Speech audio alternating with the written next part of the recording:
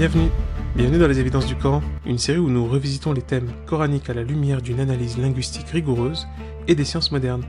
Alors ici, pas de discours obscur ou culpabilisant, nous cherchons à comprendre le texte dans sa clarté, sa logique et sa portée universelle.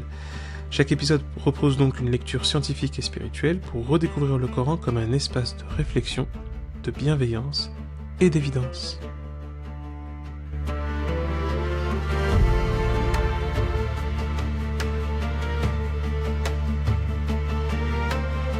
Alors nous poursuivons après cette situation d'espoir en fait dans laquelle s'inscrit le père, Jacob, mais qui pour l'instant est plutôt une situation très problématique pour les frères, qui eux-mêmes ne voient pas du tout ce qu'ils peuvent faire et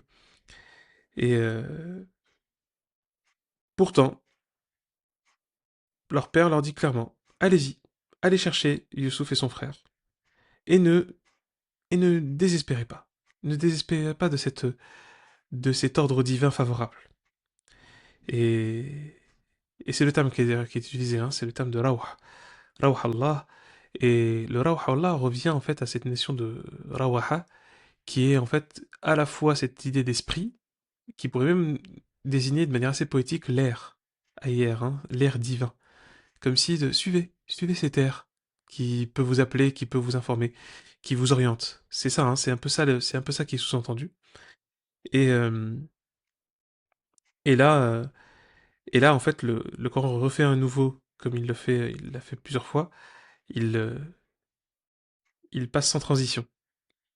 On voit que du temps s'est écoulé et qu'il passe sans transition sur la scène où, en fait, les frères reviennent dans la paupérité, dans la paupérisation, en fait. Ils sont clairement dans la pauvreté.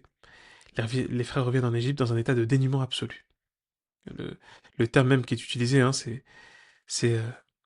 le bibidaratin muzjatin. Donc muzja, c'est une marchandise vile. En fait, il n'y a plus rien. Ils n'ont plus rien à proposer. Ils ne peuvent pas. Ils n'ont plus rien à échanger. Et c'est donc en fait un terme qui désigne des biens de rebut, sans valeur marchande réelle. Euh, c'est ce qu'on voit donc dans le verset 88. Hein. Là, on déroule le verset 88 à 92. Et en gros, pour la première fois, il ne se présente pas en fils de grand lignage, mais davantage, limite, dans une état de mendicité. La famine a opéré une vraie réduction, clairement. Et ils sont ramenés à leur simple subsistance biologique. D'ailleurs, hein, c'est euh, c'est ce qu'ils disent. Hein. C'est فَأَوْفِ لَنَا الْكَيْلَ وَتَصَدَّقْ عَلَيْنَا. Donne-nous selon la mesure, et puis fais-nous pleine mesure en gros, et puis si tu peux nous donner un peu plus, si tu peux nous faire une preuve de charité, ça serait vraiment pas mal. C'est-à-dire que voilà, on voit en fait, c'est l'ironie suprême du récit. Ils demandent la charité. Ceux qui ont vendu Youssouf, ceux qui l'ont balancé dans un puits, qui finalement été revendu pour un prix, hein, un vil prix comme nous le dit le Coran, viennent aujourd'hui quémander sa grâce. Et ils ne savent même pas à qui ils sont en train de le demander. Et c'est là que c'est très fort, c'est que la structure du récit boucle ici sa propre logique comptable. C'est ça, hein, quand on dit souvent que oui, la roue tourne. Oui, mais clairement en fait. Et c'est toujours le cas, d'une manière ou d'une autre, tôt ou tard. Et la fin appartient souvent à celles et ceux qui arrivent à être patients. Et là, Youssouf fait quoi? Il va provoquer une anamnèse. Ouais, une anamnèse dans son sens juste le plus strict et littéral du terme. C'est-à-dire remémorer, remonter l'histoire et le récit. Hein, on l'utilise en psychologie clinique, hein, c'est l'anamnèse, c'est cette procédure, hein, qui consiste à demander au patient de faire le récit des origines éventuellement de son trouble ou de son problème. Donc en remontant l'histoire. Bien voilà, bah, en fait, Youssouf va provoquer cette anamnèse. Au verset 89, il, il, il approche subtilement, mais de manière quand même choquante, la situation en disant savez-vous ce que vous avez fait à Youssouf et à son frère quand vous étiez Jahiloun? On traduit souvent par ignorant, mais on va voir que le terme est beaucoup plus profond et plus précis que ça en langue arabe, et surtout dans son usage coranique. En fait, Youssouf est très fin, il ne porte pas une accusation frontale. Et là, on voit encore une fois son immense sang-froid. Il pose une question de diagnostic. Il confronte ses frères, non pas à leur faute, mais à leur état cognitif de l'époque. La jahala, cette fameuse ignorance. Jahala, pourquoi c'est pas tout à fait ignorance? L'ignorance, c'est un de ses aspects. On pourrait même dire que c'est plutôt une conséquence de la jahala. Mais la jahala, ça ne signifie pas un manque d'instruction ou un manque d'information.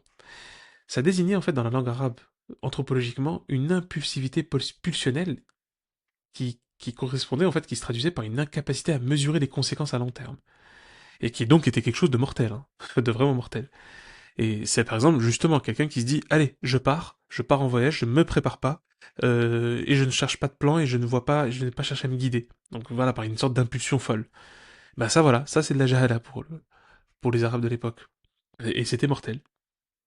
Donc, vous comprenez en fait, la jahala, donc dans la langue arabe et dans le Coran, désigne deux choses, désigne un état impulsif, voilà, vraiment complètement impulsif, donc irréfléchi, et, et une ignorance fondamentale, c'est-à-dire une ignorance fondamentale où on ignore qu'on ignore.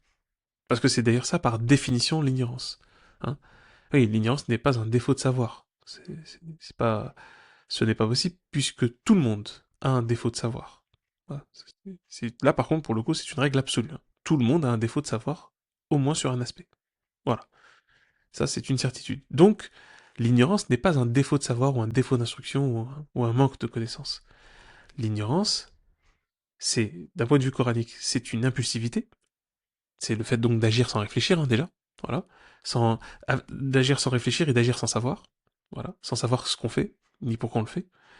Donc oui, c'est terrible, hein. C'est un état qui est assez généralisé par les temps qui courent. Mais bref. Et la jahala, c'est aussi ignorer son ignorance. Et donc ça, par contre, c'est... Donc là, c'est au-delà même de l'impulsivité et du caractère irréfléchi, c'est le fait de croire que tu sais ce que tu fais. Voilà. C'est de croire que tu sais. Et ça, c'est l'une des... C'est probablement même la pire ignorance. Hein, c'est, comme le dit l'expression, hein, l'ignorant est celui qui ignore son ignorance. Et le savant est celui qui sait parfaitement son ignorance. C'est-à-dire ce qu'il ne sait pas. Et ça, c'est essentiel. Donc, on comprend à partir de là que Youssouf leur offre une porte de sortie. Parce qu'il qualifie en fait leur position et leur crime de jahala, d'ignorance. Vous me voyez dans son sens très large. Il leur permet d'intégrer leur passé sans être véritablement anéantis par la culpabilité. Ouais, je sais pas, vous voyez en fait là, on le constate, hein, vous voyez que celui qui pose la question, c'est-à-dire Youssouf, c'est vraiment quelqu'un qui a du bagage. Mais dans le sens noble du terme, c'est-à-dire il sait. Il sait comment aborder les choses. Il a une profonde et une intuitive connaissance psychologique. Et ça, on le voit. Et provoquer cette question, provoquer cette anamnèse, au verset 89, va créer la grande bascule. Au verset 90. قالوا أئنك لأنت يوسف. Et il répondit, est-ce que tu es... Es-tu vraiment Youssouf? Et là, faut s'imaginer le truc. Faut s'imaginer la décharge. Faut s'imaginer le choc de la reconnaissance. Est-ce que vous vous rendez compte? Ils ont devant eux l'image d'un ministre puissant, du gardien des trésors. Et qu'ils doivent associer, qu'ils doivent relier avec celle d'un enfant qu'ils balancent dans un puits. Et ça, cette vision-là, cette image va fusionner rapidement, brutalement. C'est une fin radicale de la dissonance cognitive qui les aveuglait depuis l'épisode du puits. Et en plus, on pourrait rajouter l'épisode où ils se sont amusés à le calomnier encore, hein, devant lui. Oui, ouais, c'est-à-dire qu'ils ont dit devant lui ce qu'ils pensaient de lui. Et en fait, c'est là que c'est très fort. C'est la réponse. قال أنا يوسف وهذا أخي. Et il a répondu, oui, je suis Youssouf, et voici mon frère. Et en fait, affirmation de l'identité, il revient à la structure élémentaire de la famille. Oui, il n'a pas dit je suis moi, le prince de, le ministre de machin, le gardien de ça, Youssouf. Non, il dit oui, c'est bien moi, Youssouf. Et celui-là est tout simplement mon frère. Voilà. Et il y a même une manière de dire c'est lui mon frère. Parce que vous, vous c'est autre chose. Hein. Vous, on est sur une autre ambiance. Et, et la conclusion est très belle. قد من الله علينا. Et en fait, Dieu a été bon envers nous. Dieu nous a vraiment comblés. Et إنه من يتقي ويصبر فإن الله لا يضيع أجر المحسنين. Car en réalité, quiconque est prudent sait et cherche à se préserver. et fait preuve également de patience. Ouais, vous avez vu la question du temps et du temps long. Eh bien, en réalité, Dieu ne laisse jamais perdre la récompense, la sanction positive, l'implication inévitable des bienfaisants et donc de la bienfaisance. En fait, Youssouf livre ici une formule mathématique de réussite, et évidemment spirituelle. C'est que la prudence et la préservation, plus la patience, c'est ça l'ihsan, c'est ça la bienfaisance par excellence. C'est la validation finale de son parcours par le résultat. Il est la preuve vivante de voilà comment ça marche. Et personne n'osera dire que c'était facile. Hein. Et personne n'osera dire que c'était simple de penser que ça arriverait aussi bien. Ça finirait aussi bien. Et c'est là qu'il qu'il montre encore plus sa grandeur d'âme. Alors qu'il en a déjà pas mal montré. Hein. قال لا تثريب عليكم اليوم. Ouais, parce qu'il faudrait quand même pas oublier une chose. Il est ministre, et pas n'importe quel ministre. Il a une position énorme. Il a des gardes à son service. Il a des gardes.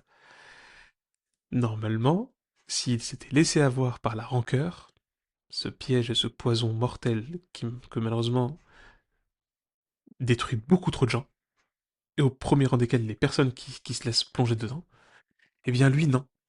Alors pourtant, franchement, il a toutes les raisons. C'est-à-dire qu'il y a plein de gens, ils disent, ouais, je vais me venger. Tu aurais dû dire, oui, mais c'est rien, il t'a juste dit un mauvais mot, c'est pas grave. Ce n'est pas grave. Là, non. Là, je veux dire, il y a quand même plusieurs crimes sur lui, hein. Il y a quand même une série de crimes qui a été commis contre lui. Et des trucs très sérieux qui ont juste tout simplement bouleversé l'ensemble de sa vie. Et là, non, qu'est-ce qu'il dit? La tathrib alaykum. Al-yawm. Pas de grief contre vous aujourd'hui. En fait, il proclame, il énonce, il édicte clairement, hein, il déclare de sa position justement le fait que il n'y aura pas de vengeance. Il refuse la vengeance mimétique. Hein, on reprend du René Girard. Il refuse la vengeance mimétique. Youssouf met fin au cycle de la violence. Et on dira même dans la suite de ce que dit Siddhartha Gautama Bouddha, il met fin au cycle de la souffrance. Il a suffisamment souffert. Et on ne peut pas conclure une souffrance par une autre souffrance. Ça ne marche pas comme ça. Ça ne marche jamais. Pour mettre fin à la souffrance, eh ben il faut mettre fin à la souffrance. Et il faut mettre fin au cycle qui l'alimente. Et faut se rendre compte quand même, il aurait pu vraiment les châtier légalement. Eh ben non, il choisit un pardon. Mais encore une fois, vous avez vu, on pourrait dire une chose, mais il aurait pu faire ça depuis le début. Eh oui, il aurait pu faire ça là déjà plusieurs épisodes précédents. Il aurait vraiment pu le faire. Vous voyez?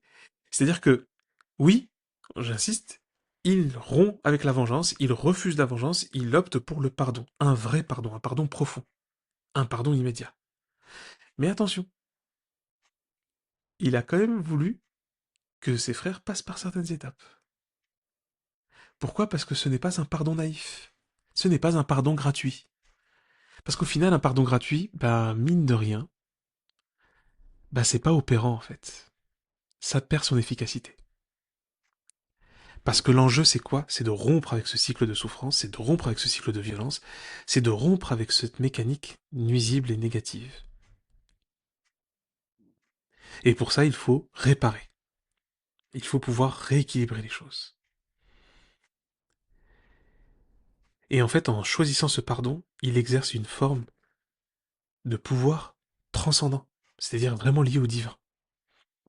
Et quand on voit en fait l'analyse du terme tathrib, la tathrib, alaykum, hein, qu'on traduit par pas de grief, mais ce terme est plus fort parce qu'il évoque l'action de blâmer, de reprocher de manière répétée. Donc en fait, c'est que Youssouf ne se contente pas simplement de ne pas punir. Il s'interdit même de leur rappeler leurs fautes, de leur reprocher. C'est une liquidation totale du passif. Il libère réellement ses frères de leur propre passé. Mais, encore une fois, il les libère parce qu'il a vu par quoi ils sont passés et il les a menés vers une direction précise, qui est celle de la réconciliation familiale, de remettre les choses à plat, de clarifier les griefs, de les avoir fait se confronter à leurs mensonges, d'une manière ou d'une autre. Et il fait ça pour qu'il leur permette de redevenir des acteurs du futur. C'est là qu'on voit cette reconstruction de la fratrie. Et oui, Youssouf ne veut pas simplement sa propre justice, il ne veut pas simplement sa propre guérison. Il sait que c'est nécessaire que pour qu'il soit guéri lui-même, il faut aussi que les autres soient guéris. C'est pas facile, c'est pas simple, ça veut pas forcément dire qu'on y arrive tout le temps, mais en tout cas, y est parvenu, et que le Coran veut nous montrer que c'est possible. Et qu'il faut s'armer de patience, d'intelligence, et évidemment de connaissance. Ah oui, parce que là, par contre, qu'on soit clair. Youssouf est outillé, hein. Il est pas... Il improvise pas, hein.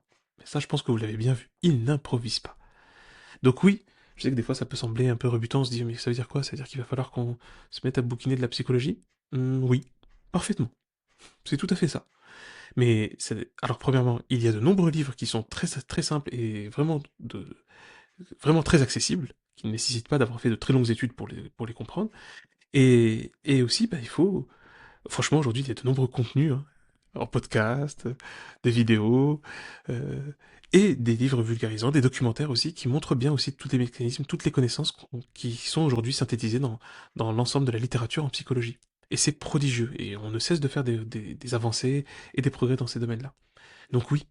Et puis, c'est aussi une manière d'encourager nos, nos enfants et nos petits frères et nos petites sœurs à entreprendre ce genre d'études, qui d'ailleurs restent des études non seulement intéressantes, mais qui ont beaucoup d'avenir malgré les bouleversements que connaîtront le monde professionnel à venir. Et donc, on voit que il est dans une logique de reconstruction, ce qu'on appelle en arabe l'islah, hein, c'est de la reconstruction. C'est pas simplement je fais des choses bien, non, je fais des choses pour que ça tienne en fait. Hein, je ne vais pas simplement me contenter de peindre dans un endroit où il y a eu de l'humidité. Non, je vais m'assurer qu'il n'y a plus d'humidité. Et ensuite, je vais refaire la peinture et m'assurer que la peinture tienne bien, évidemment. Et c'est ça le principe, c'est ça la construction, c'est ça l'islam. Et donc il a utilisé sa puissance pour soigner, et non pour écraser. Et non seulement pour passer une éponge, non, pour soigner, pour réparer.